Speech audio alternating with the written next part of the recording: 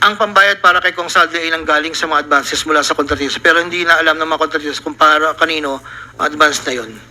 Ang pera na nakalaan para kay Kong Saldi dinadala sa akin. Ako naman po ang nagdadala o naghahatid na hinihinging porsyento ng Kong Saldi sa iba't ibang tao niya. Ginagawa ko ang sinumpang salaysay na ito upang pakita ang aking kusang loob na pakipagtulangan sa sinasagawang bisyo sa Senado, sa House of Representatives at iba pang ahensya ng pamahalaan, kaugnay ng mga anumalyang proyekto ng DPWH at upang matuluyang palagutin lahat ng mga taong sangkot.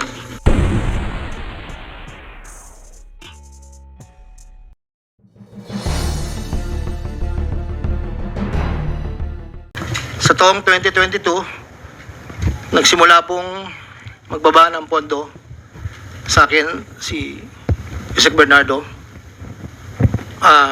Nandito po ang detalye kung ilan po at magkano. Ito po, ang unang taon po, 2022 ay 350 million po. Ang kasunduan po ay 25% po para sa proponent. At ako po, o yung driver ko po minsan ang nag-deliver po sa kanya.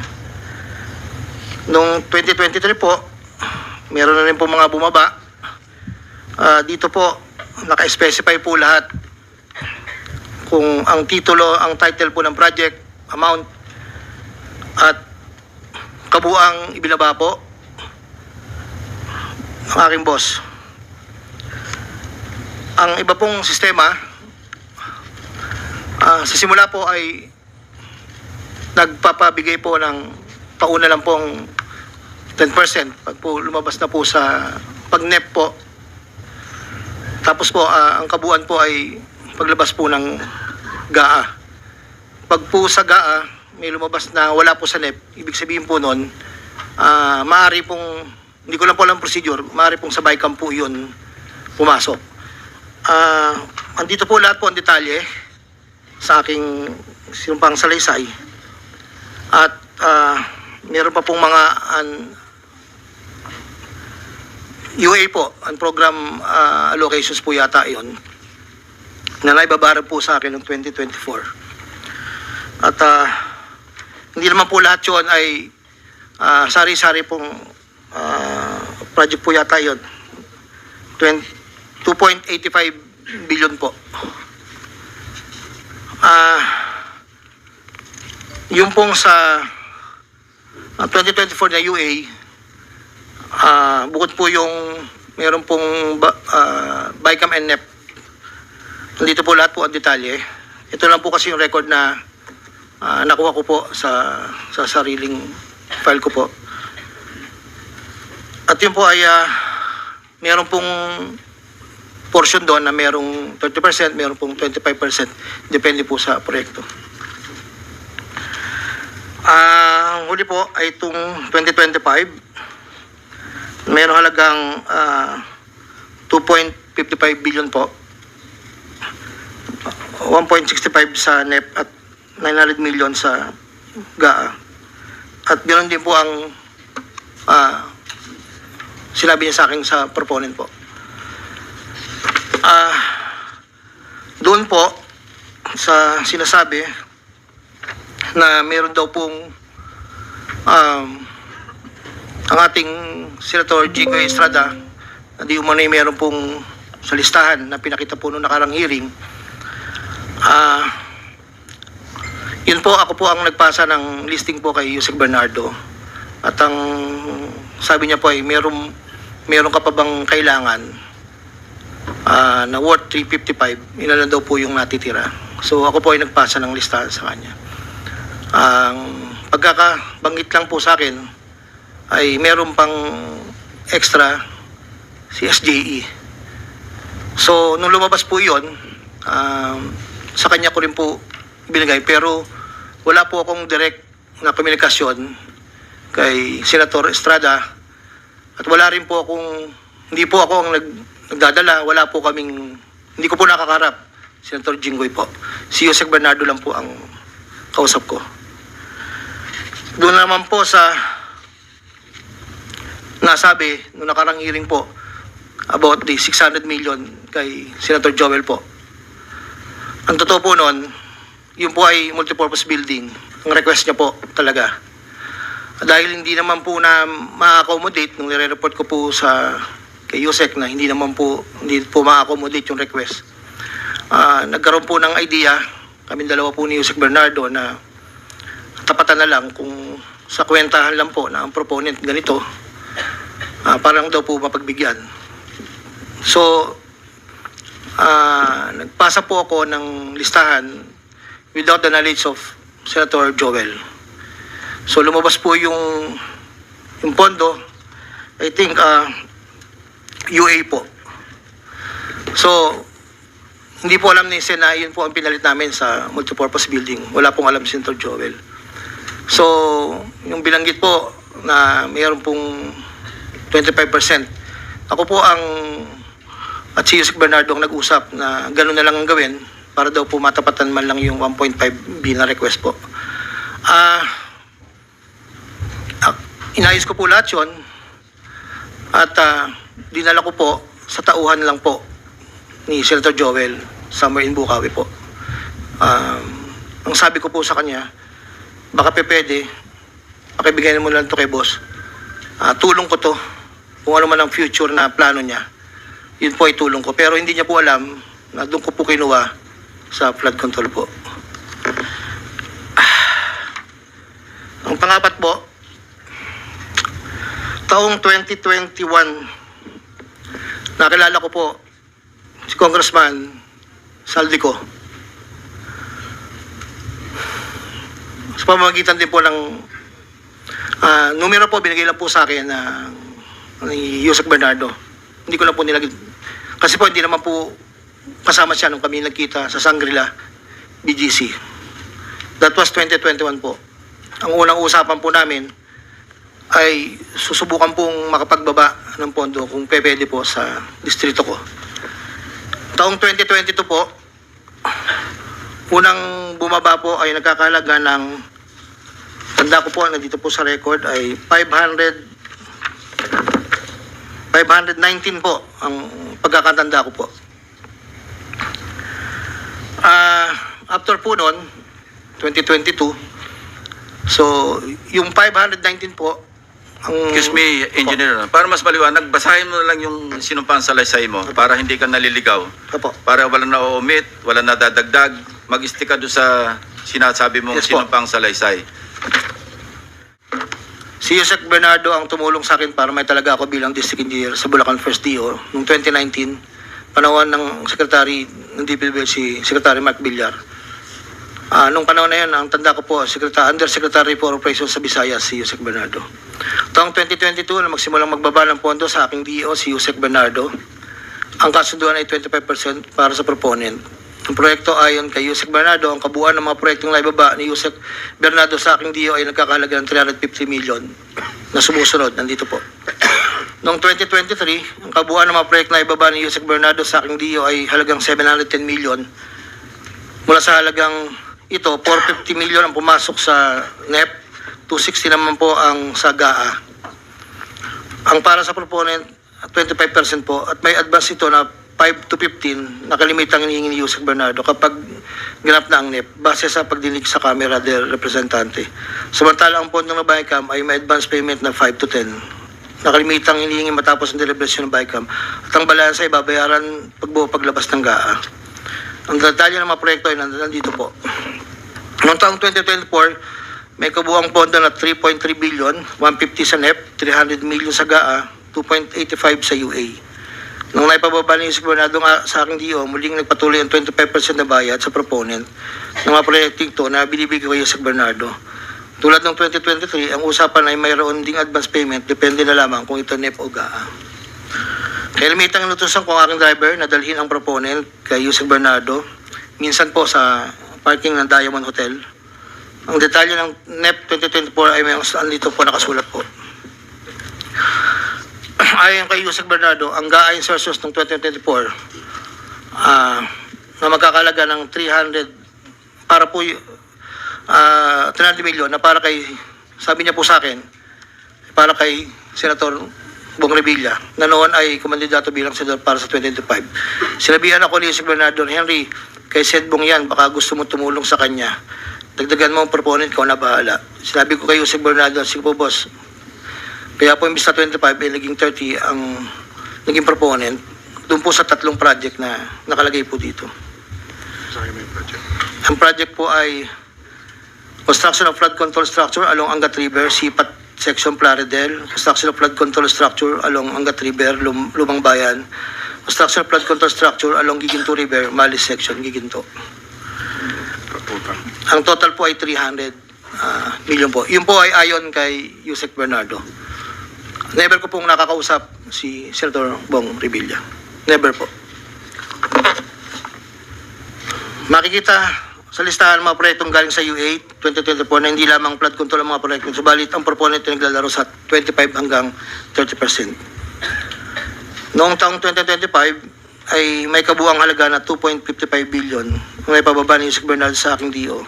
Tulad ng mga nakaraang taon, ang proponent ay natiling 25% sa kabuang halaga ng pondo na naibaba ni Yusek Bernardo sa aking DO. Ang detalye ng proyekto ay nandito po. Marami po ito. Taong 2022, yun nga po, nabanggit ko kanina, humiling si Senator Joel Villanueva ng proyekto multipurpose building, kakalaga ng 1.5B. Sa halagang 1.5B ay 600 million lamang ang napagbigyan ng pondo para sa multipurpose building. Hindi ito napagbigyan, kaya napilitan kaming gumawa ng paraan ni Yusek Bernardo. Hindi humingi ng partikular na proyekto o porsyento si Senator Joel, pero inutos ni Yusek Bernardo na bigyan na lamang ng proyekto na may katumbas na 150 million na proponent. Dahil dito, nabigyan si Senator Joel ang proyektong Unprogram Operations ng 2023, nagkakalaga ng 600 million na pawang mga flood control ng mga proyekto at kung saan susumahin na 25% na proponent na may halaga na 150 million. Hindi alam ni Senator Joel na flood control ang mga proyektong nailan sa kanya dahil ang aking pagkakalam ay ayaw po ni Senator Joel ang project na flood control. Ang halagang 150 million din ako sa rest house sa Barangay Igulot, Bukay, Bulacan na iniwan ko po sa tao niya na nagangalan lang pong Peng. Sinabi ko kay Peng na pakibigay na lang kay boss, tulong lamang yan para sa future na plano niya. Hindi po nila alam na doon galing yon sa flood control. Matapos po na hindi na po kami nagkausap. Sa kay Senator Jinggoy naman po, sa pagkakatanda ko, nasa 2024 budget hearing kami sa Senado. Kasama ko si Yusek Bernardo. Sa pagitan ng alas 9 hanggang alas 10 ng gabi, habang kami naghihintay, tinanong ako ni Yusek Bernardo kung mayroon pa akong gustong lagyan at mayroon pang available na 355 si SJE. Ayon po kay Yusek Bernardo. Sabi ko po, boss, meron naman. Sagot ni Yusek Bernardo sa akin na ipasok ko agad sa kanyang listahan ng oras na yon. Agad-agad po akong nagpagawa ng listahan sa staff ko at sa loob ng 10 to 15 minutes, sinaiplasa ko na po ang listahan kay Yusek Bernardo. Ito po ang listahan ng mga proyekto na banggit. Ito po ay puro pumping station po with floodgates. Ito po ay phase 3. Dahil may nauna na pong phase 1, phase 2. Ito po ay 7 project. Meron pong 60 million, isang 45, isang 50, dalawang 40 million na may kabuang 355. Ang proponent po nito ay 25% at binigay ko yung Yusek Bernardo kasama ang may iba pang proponent na mga pondong binaba niya sa akin para sa taong 2025. Wala po ako direktang transaksyon o direktang pakipag-ugnayan kay Senator Jinggoy. Pang-apat, Congressman Elsalingco. Noong September 2021, nagkakilala kami ni Congressman Saldico sa isang pagtitripon meeting sa Shangri-La, Bonifacio. Doon ay napag-usapan namin ang plano ni Kong Saldi na sumubok na magbaba ng pondo papunta sa aking distrito para sa iba't ibang proyekto. Pagkalipas ng higit kumulang na 1 buwan mula sa aming unang pagkikita, ako ay nagpasa sa kanyang listahan ng mga proyekto na may kaugnayan sa flood control at ang mga proyekto yung tayo lumabas sa General Appropriations Act of 2022 na nagkakahalaga ng, dito po, 1, 2, 3, 4, 5, 6, 6 na proyekto po to. At ang pagkakatanda ko po to ay 519 million. Ang una po. Sa pagitan ng 4 na taon, mula 2022 hanggang 2025, naging tagapagtaguhit si Kong Saldi ng mga proyekto sa Bulacan First. May higit kumulang 426 na proyekto. Ang kabuang halaga ng proyekto na ito, ayon po sa nalakap kong record, ay hindi bababa sa 35 billion, 24 million pesos. Million or billion? Billion, Your Honor. Nandito po yung summary. Pwede ko pong state, Your Honor. Go ahead. Sa taong 2022, yun po yung una. Bycam lang po ito ayon sa record ko po. 519 million. Sa 2023, 5 billion 790 sa NEP. 3,250,000,000 sa BICAM at 3,890,000,000 sa UA. 2024, 5.8 billion sa NEP, sa BICAM 5.084, sa UA 3.306. Sa 2024, nagkakalaga po ng total na 14,190,000,000. Sa 2023, 12 billion. Sa 2022, 519. Noong pong 2025 ay 7,385,000,000 na lang po sa NEP. Wala na pong kasunod. Sa bawat proyekto na pinapasok ni Kong Saldi, meron akong binigay na obligasyon sa kanya para sa pondo base sa aming kasunduan. Noong 2022, ang kanyang hinihingi na budget sa bawat proyekto ay 20% lamang po. Noong 2022.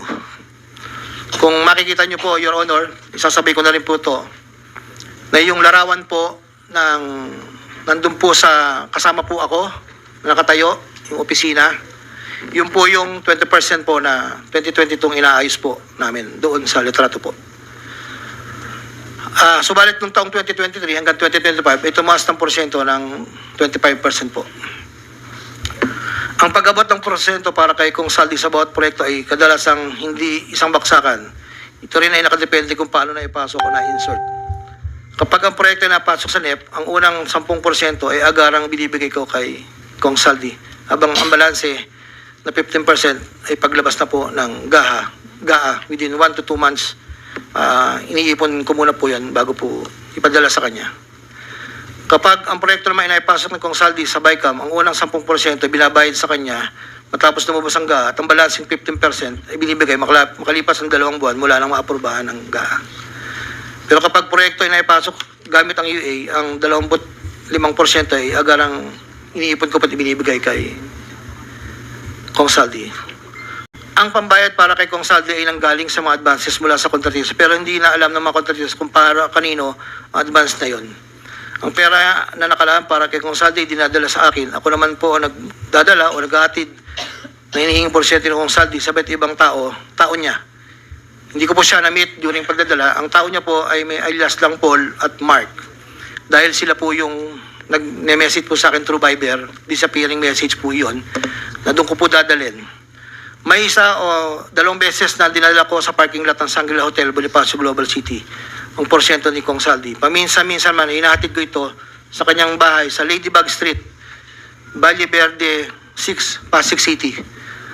Mula Ortigas po, kakaliwa ka, stoplight, may gate kakanan, kakaliwa, kakanan, makikita na po yung bahay.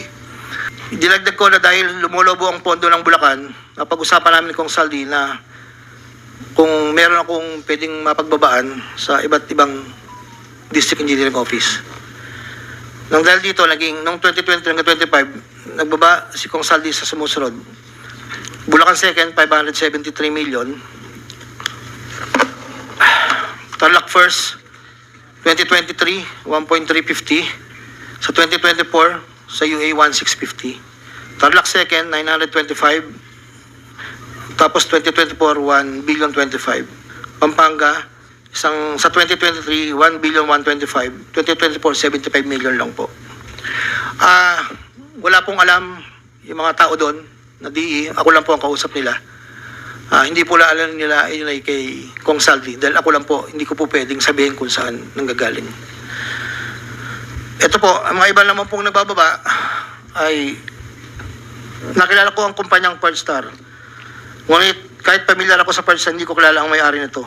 Naging tauhan ng Pearl Star ang kilala ko na MK. Na-meet ko po siya sa district. Meron po siyang project na isang tulay na inabutan ko before. Sa pagkakalam ko, si MK ay anak ng may-ari ng Pearl Star. Nagkaroon ng pagkakataon ng 2020 na lumapit sa akin sa MK na Pearl Star na nakiusap na humingi ng listahan para sa flood control. Ayon kay plano raw nilang lakarin ng pondo para sa mga flood control projects. Ako'y nagbigay sa kanyang listahan at nalabas naman po ito sa GAA at UA. Kinaklaro ko na wala akong alam o personal knowledge kung paano nakuha ng Pearl Star ang pondo at kung sino ang kausap nila para masiguro ang pagkuha ng pondo. Hindi po ako knowledgeable doon. Basta nagbibigay lang po ako ng listahan. Ang proyektong igilawad na Pearl Star ay pinunduan mula sa National Expenditure Program at papondong itinakda ng bicameral conference ayon po sa record. Ito pa po, meron pong 2022, si Commissioner Mario Lipana po ay nanghingi rin po sa akin ng listahan. Taong 2023, nakapagbaba po siya sa UA ng 500 million. 2024, 400 million. 2025, 500 million. Wala akong personal knowledge kung paano nila nakuha ang pondo at kung sino concept lang. Ang listahan ng mga proyektong na ipasok ni Comilipana ay nakalakip sa sinumpang salaysay sa annex po. Andito po lahat yung detalye. Nung nabanggit po nung nakaraang hearing, former Congressman Mitch Kaayon, noong taong 2021, nakilala ko si isang pagtitipon, hindi ko na po matandaan, alam ko po birthday, na noon ay Yusek pa po, ang pagkakatanda ko. Dito ay nakapag-usap kami at tinanong niya kung pwede siya magpababa ng pondo sa aking DO. At sinagot ko naman na, opo, pwede po. Unong taong 2022, nakapagbaba ng halagang 411 million sa GAA, si Yusek Mitch, na may usapan kami na may gastos na 10% lang po. Hindi niya po pinakailaman yon. Sabi niya, bahala ka na kung sino man ang mananalot contractor niyan. Noong ikapat na pagdinig ng Senate Blue Ribbon Committee hearing, may dalawang larawan na pinakita ang chairman ng Senate Blue Ribbon Committee, Senator Pampilo Lacson, kay Engineer Bryce Hernandez. Isang larawan sa isang lamesa na puno ng pera at doon ay makikita ang aking presensya na kung saan ay ako'y nakasuot ng blue na shirt at ito ay sa conference room ng lumang opisina namin. Para po sa kalaman, lahat po ng pera na yon ay para sa BICAM ni Kong Saldi. 519 million na may 20% proponent noong 2022. Ito po ay galing sa iba't ibang mga kontraktor na nakuha ng mga proyektong naipababa ni Congressman Saldi.